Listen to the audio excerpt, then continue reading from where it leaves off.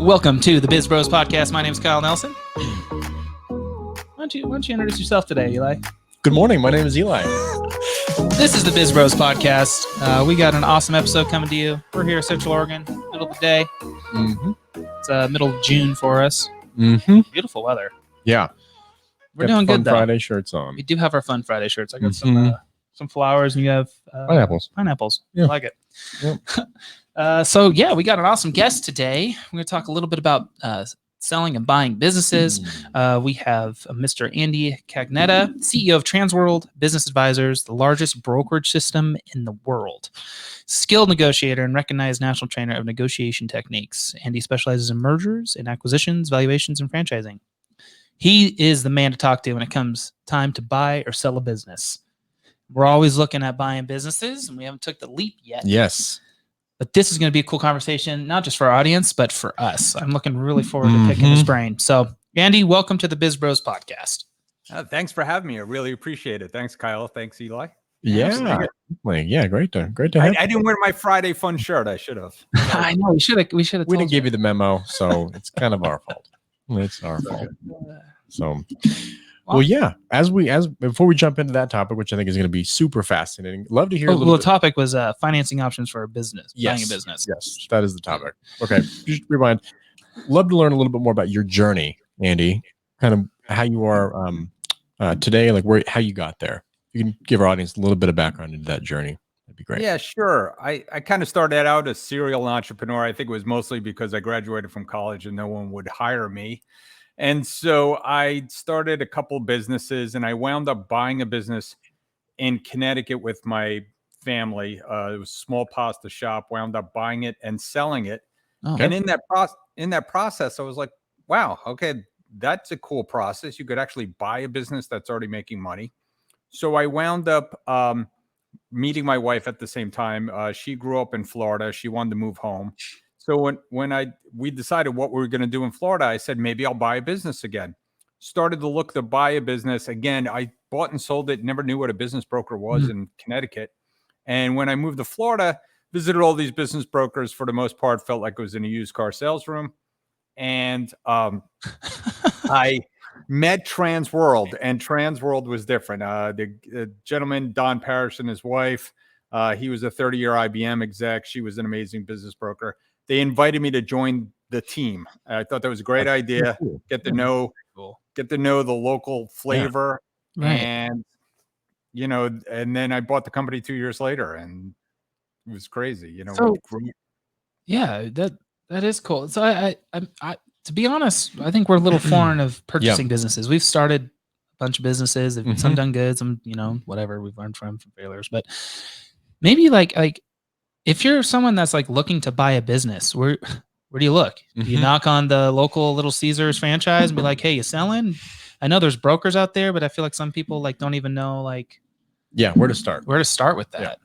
Yeah, I mean, the easiest place to start is the internet, right? And the big kind of platform out there for buying and selling businesses these days is BizBuy-Sell, a good partner of ours.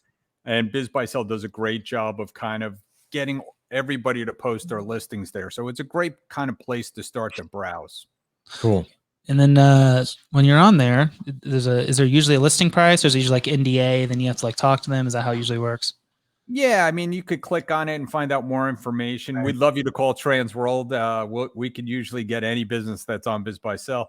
But you could go to our website as well, tworld.com, and look to buy businesses. And yes, you would inquire, sign an NDA, and then we could give you more details about the business. Got it. Wow, that is so cool. A few more questions, just preliminary questions I want to pick at you. How long is the average process?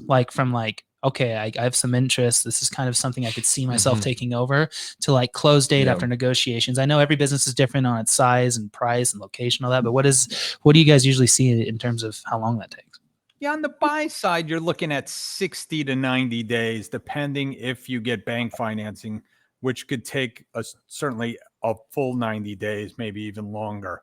And SBA financing is very popular right now. So there's some great incentives out there. Is that pretty, so when you're doing the financing to purchase a business, I imagine they look at the the business's numbers pretty well to make sure that it's a profitable company. But like, what do you have to have quite the like liquid cash and like liquid assets, like valuation as a individual? Like, does that have to be pretty, like, how does that all work? Yeah, I mean, you have to have decent credit, Totally. basically over 600. You have to have, and it varies from bank to bank, but that's basically an average. And then once you, it's 10% right down right now. So even on a $250,000 business, $500,000 business, it's not a ton of money. I mean, Right. certainly that's a ton of money, but as far as leveraging yourself into a business through an SBA loan, it's pretty friendly. And again, the SBA is backing the banks, guaranteeing the loan for the banks. So the banks are pretty aggressive in Right. being able to give people money. And yes, you have to go to the business, get their financial records, Right. and that is going to determine whether or not you can get a loan. Wow.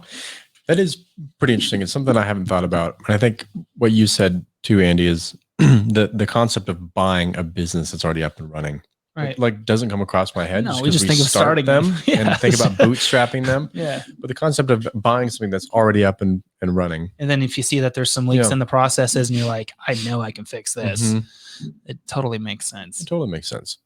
So is it kind of a similar process of like getting a mortgage in terms of like the lender, these are the papers you need. And they just pretty much look at the numbers at the end of the day, right? Like seeing, does your numbers match the company's numbers and the lender's numbers? And Yes, yes, that's definitely, they're going to look at the 3 years of tax returns plus current financials for the business. Okay. And make sure that it's actually making money, and then do a valuation. And then on the personal side, they're going to look at, again, your credit, your debt load, and your lifestyle, and kind similar. of, Yeah. How does, until we kind of really dive a little bit more deep into the topic, valuation. I had my bachelor's in entrepreneurship, and it was like the conversation of valuation was so just like broad. Yeah. It was like, sometimes it's like full year revenue times 6. And then others like, no, you have to like, there's like all these formulas. What do you usually see, or what do you guys kind of practice for that? It's based off profits, and profits could be either in 2 things. If it's over $1 million, we usually use EBITDA, earnings before interest, taxes, depreciation, amortization. And then if it's a smaller business, say under $1 million of earnings, you're calling seller's discretionary earnings, which includes the same thing, EBITDA plus the seller's earnings, their salaries, their benefits, and then you can absolutely add all that together. Now, the multiples are, for small businesses, are usually running 2 to 3 times that number. And then big businesses could be 4 or 5, maybe even 6 times. Wow. I remember that tool we did a long time ago. Oh yeah. There's just like cool calculation tools online. Like, I don't know how legit it was, but you can use gross sales. You can use gross sales as well. It's, there's comparables out there. There's databases like Deal Stats and BizComps that use gross numbers as well. That makes sense. Some comps on other businesses and see what they're going for. That makes sense when people are like, it's not valued at that. They're probably using gross numbers. Okay. I get it. All right. Sellers always think their business is worth more money, right? Yeah, of course. Yeah. I think mine's worth about 40 million. Yeah, exactly. Yeah. Until you open the hood. Oh, okay. So what's some kind of cool stories that you had? Some cool success stories of like helping people kind of sell and buy, and maybe even personally with you, and just some of the cool experiences you've had. Yeah, I mean, it's been a lot of fun. There's over the years, we've sold, thousands upon thousands of businesses. We had one story I love is a woman bought a company called WeTakeTheCake.com. She was an immigrant from Canada, got her visa in the process of doing that. But when she bought the company, it was a small company. She noticed that one of the customers on her QuickBooks was a company called Harpo, and she's like, Harpo, that rings a bell, and it's Oprah, and Oprah's production company. Okay. And so she wound up connecting with Oprah, and they said, we love your cakes. It was a producer at Oprah, and so we love your cakes. So you should be one of Oprah's favorite things. And if you don't know the Oprah show, you become Yeah, one of Oprah's favorite things. You know, the rest of the story is, you know, she did very, very well in her business. She got 2 of her items on Oprah's favorite things over the years. Wow. She built that company, and then we sold it again for her. And so she is currently a business consultant, but, you know, out of the bakery business. But, you know, it's just it's cool stories like that. People who, one of my, you know, earlier deals, someone built a company and then wound up selling it to a multinational company. We see that over time, and it's, you know, people buy family businesses, and, you know, it's really good. Wow. So if I mean, I guess it depends on the size. Let's say it's a company under $1 million, a small business, and they're looking like, yeah, you know, I've been grinding at this for a few years. I'm kind of done. How long should someone be looking down the road to sell? Like when they contact you guys, what should they be expecting? Well, it's going to take probably about 9 months to sell a business from beginning to start, and beginning to end. Now, if they want to try to build the value over time, and we talk to people all the time, that's kind of our speech, is like, listen, if you could tell us 2 years before you wanted to sell, Right. we can look at your business financials and say, do this, this, and this, you know, stop wasting money here, grow your business before you sell, you know, work on your inventory turnover, get rid of this old machinery, you know, build your business before, get rid of this one big customer you have and diversify a little bit more. All those things that will make your business more valuable. That makes sense. It's really cool. It's you guys are almost kind of like business consultants. Yeah. You know, the only thing is we don't dive in and do it, right? We can tell you, give you a bunch of advice, but you got to go back out there and do it. Yeah. Oh, so yeah, I mean, that makes sense. Let's say there's a guy that's like, I want to sell my business for $8 million. That's my number. And if they gave you a couple years, you guys could help get them there. Yeah. We actually had that story recently. A business called us 5 years before they wanted to sell. Wow. They actually wanted $10 million. And we told them they needed to get the bottom line to 2 million. And they said, will you meet with us once a year until you think we're there? And we just recently sold it. And it was a kind of like a 5-year process. That's really cool. Like you build a relationship with them, you see the company grow, you see how the individual grows, and then that sounds fun. That's cool. That sounds really cool. I always tell people, you know, you need to become a trusted advisor in your community. Right. And, you know, our community is entrepreneurs, and we love them, and we, you know, want to watch them grow, and, you know, so. Totally. Is it pretty common that you guys have kind of like reoccurring customers, people that like buy and sell and flip houses? Is it pretty, do you have a couple like key clients that are just reoccurring, just do that all the time to make their money? So another, you know, we have a couple people like that. One of them is Jason Schur. He's bought 5 companies from us. He bought a security tag company. He closed on the security tag company September 12th, 2001. Unfortunately, everybody remembers what happened September 11th. And he was buying a security badge company. I don't want to. Oh my gosh. What a that business grew very large after that. The kind of world changed. The other, you know, I love this story, you know, of 2 brothers who had not met until they were like 20 and 30 years old, from the same dad, got together and they started buying landscaping businesses. They've bought 6 businesses from us, including a tree service, a florist, a design company, several landscaping companies. And now they're buying a pest control company, and they're going to wind up buying another company from us. And they've built this thing to a multi-million-dollar business. Wow. Is it all localized businesses? So it's like under the same umbrella. So they just keep growing.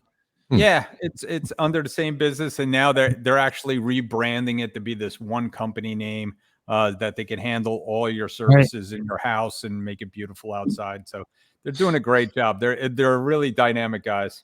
Yeah, that sounds cool. So like, what's the That's cool. I mean, there's like all these different things, right? There's like a normal person going in, just purchasing a business. They're just like, and then that's kind of what they do. Then there's like acquisitions. We come to you and we're like, hey, we need to buy an editing company out there.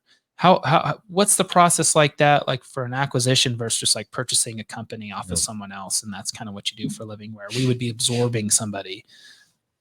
Yeah. I mean, so the competitive, the landscape right now on the buy side is very, very competitive.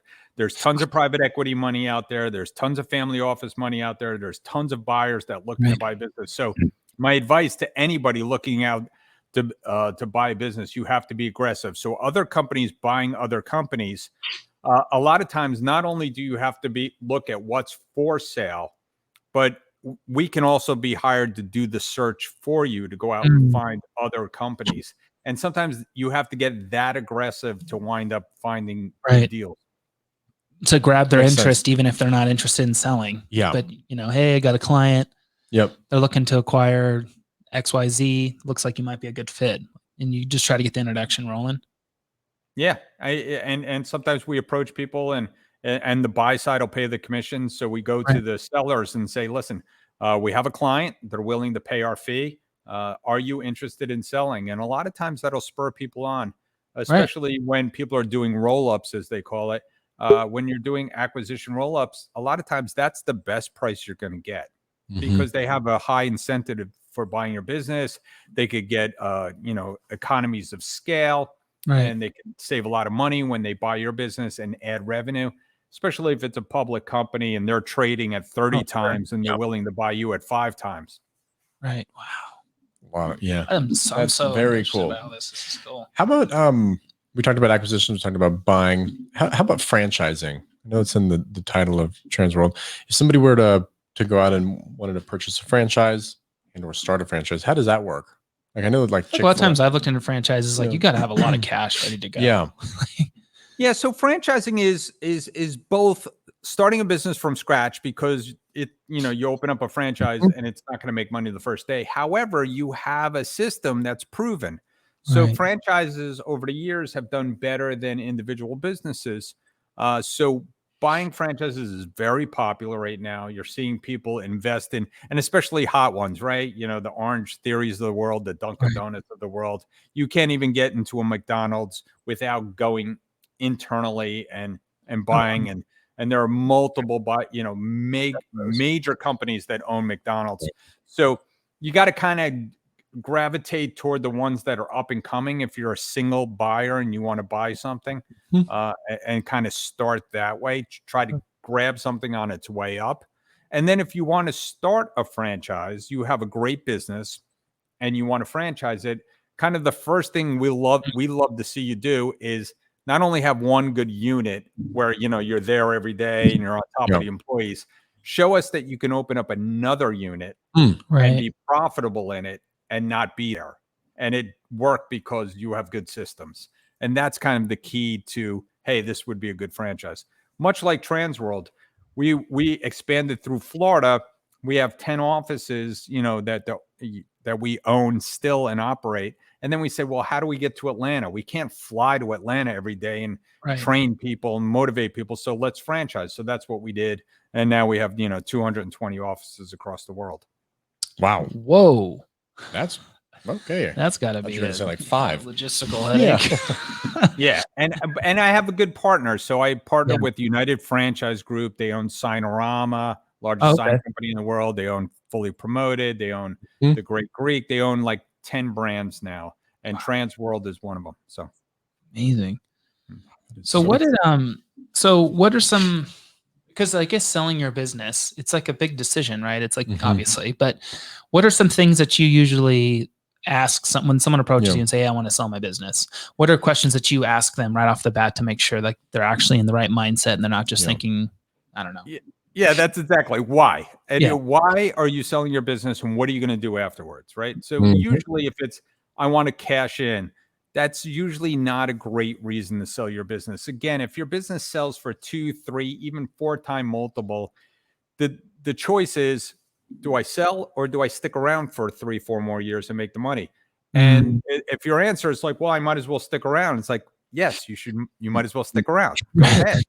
But if your answer is, I'm sick, I'm burnt out, I want to retire, I have partnership issues, the business is growing too fast and I can no longer fund it myself, or I no longer want to take the risk that a bigger business has, or I'm having financial trouble because it's not going well. All of those are good reasons to sell.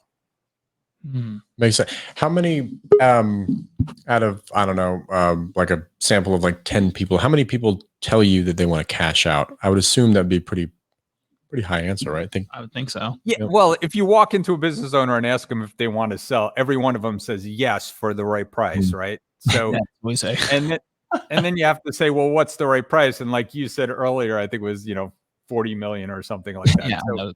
So that's probably not going to be the price. But if they have a good reason for it, Yep. we can help them. And listen, we're more than willing to sit down with people and say, hey, listen, if you want to sell for $40 million, this is what you're going to need to do. You're going to need to get it up to probably, 7 or 8 million of earnings, and then we could sell you. Makes Interesting. sense. Makes sense. Interesting. So how curious, just like with the ebbs and flows of just the economy and just like everything going on the past, let's say 10 years, how does that I'm just so curious, like on the roller coaster of buying and selling of just like everything in general. Could you kind of talk about that? Like how that kind of like when the economy is low, the economy is high, what type of like trends do you guys see? It's a great question. I mean, in my 25 years, it's mostly been a seller's market where sellers can sell their business pretty readily if they're making money. Now, the problem is you go to something like 2009 and 2010, all of a sudden, all these businesses aren't making money, Right. and the banks aren't lending, and it kind of flips. I mean, the buyers had a little bit of an edge there. If you had cash in 2010, you could have went around and bought a lot of businesses at a depressed price because they weren't earning. The future was uncertain.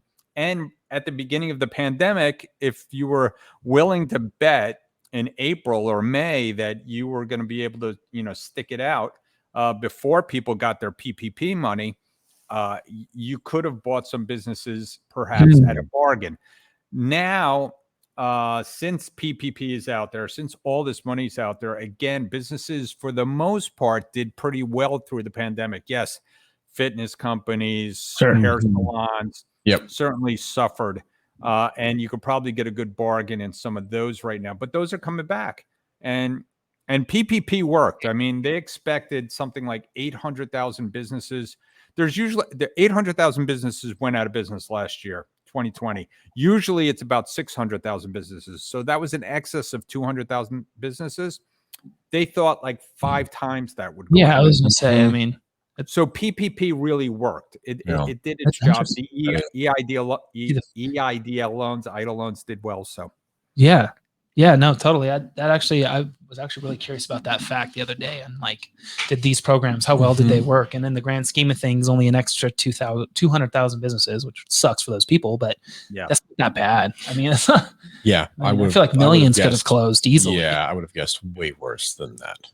Yeah, I think they figured out in 2009 and 2010 by injecting money into the economy works. And they just thought about it and said, like, okay, instead of giving all the big banks the money this time, we're going to try to get it to Main Street and smaller. Now, they had some problems the first time around, but I think they got the money to a lot of good people that kept people employed, because you're seeing people having shortage of employment now.